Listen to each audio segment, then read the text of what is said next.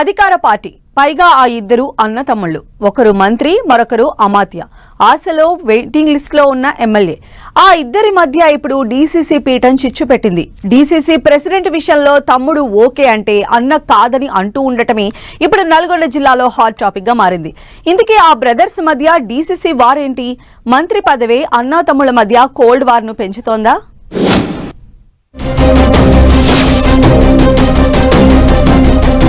Nalgonda DCC పీఠంపై రచ్చరచ్చ. కొత్త DCC president ఎంపికపై Komatireddy brothers తలో మాట. పున్నా కైలాష్ కు డీసీసీ పగ్గాలు ఇవ్వడంపై వెంకట్రెడ్డి అభ్యంతరం. పున్నా కైలాష్ ను పార్టీ నుంచి సస్పెండ్ చేయాలంటూ సీఎంకు వెంకట్రెడ్డి లేఖ. కొత్త డీసీసీ అధ్యక్షుణ్ణి అభినందించిన ఎమ్మెల్యే రాజగోపాల్ రెడ్డి.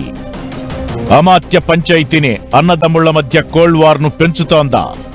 తెలంగాణ కాంగ్రెస్ లో కొత్త డీసీసీల నియామకం చిచ్చురేపింది. చాలా చోట్ల అసంతృప్తి రచ్చకెక్కినప్పటికీ నల్గొండ డీసీసీ ఎపిసోడ్ మాత్రం హాట్ టాపిక్ గా మారింది. సొంత జిల్లాలో మాట నెగ్గించుకోవాలని కోమటిరెడ్డి వెంకట్రెడ్డి, అధిష్టానం నిర్ణయానికి ఓకే చెప్పాలని రాజగోపాల్ రెడ్డి చెరో విధంగా రెస్పాండ్ అవడం చర్చకు దారితీస్తోంది.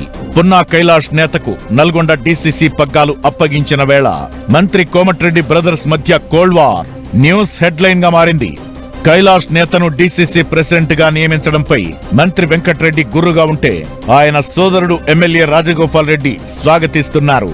డీసీసీ అధ్యక్షుడిగా ఎంపికైన పున్నా కైలాష్ నేతను పార్టీ నుంచే తీసేయాలని జిల్లాకే చెందిన మంత్రి కోమటిరెడ్డి డిమాండ్ చేస్తుండడం ఇప్పుడు హాట్ టాపిక్ గా మారింది.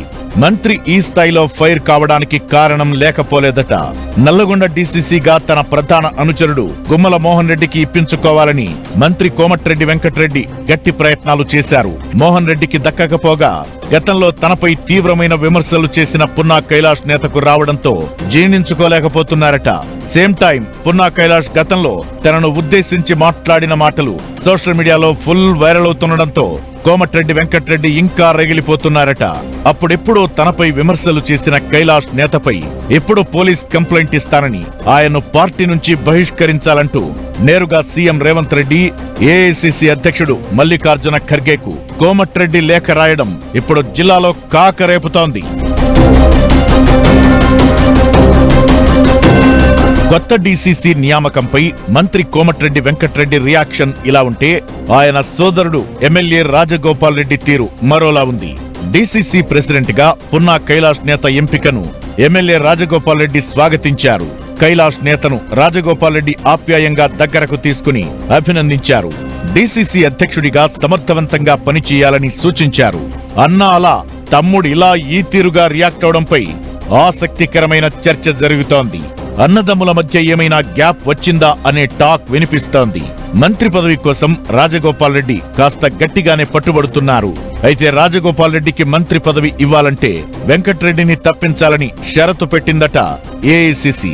త్వరలో జరిగే కేబినెట్ విస్తరణలో రాజగోపాల్ రెడ్డికి ఛాన్స్ దక్కే అవకాశాలున్నాయని టాక్ వినిపిస్తోంది.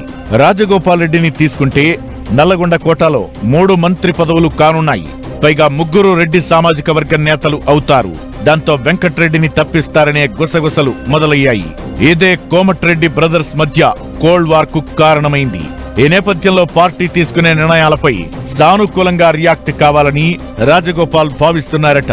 At the same time Nalgonda జిల్లా పాలిటిక్స్ లో తన ముద్ర ఉండాలని తహతహలాడుతున్నారట వెంకట్రెడ్డి.